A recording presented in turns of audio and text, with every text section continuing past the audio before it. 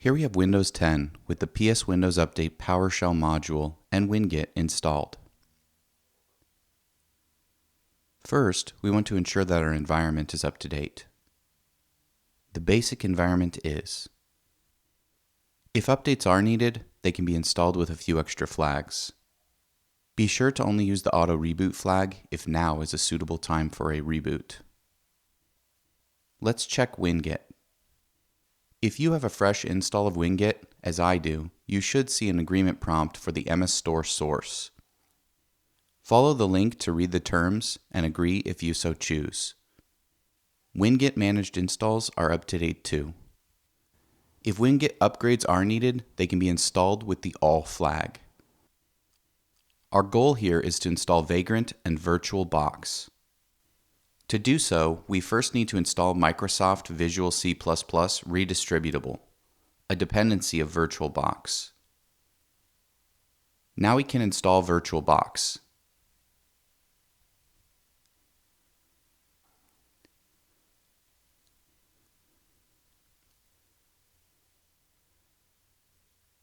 Let's do some basic validation.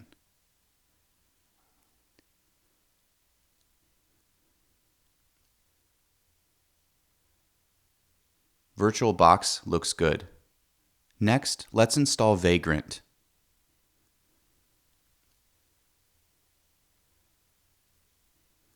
VirtualBox is a well-known cross-platform hypervisor and provides a virtualization platform upon which Vagrant can run machines.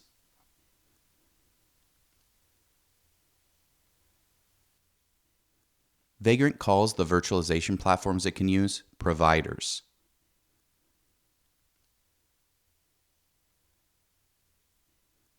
VirtualBox happens to be Vagrant's default provider, making it arguably the easiest way to get started.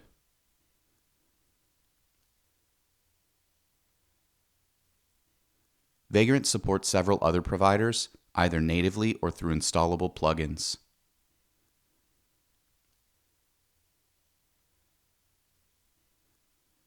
Time for some more basic validation.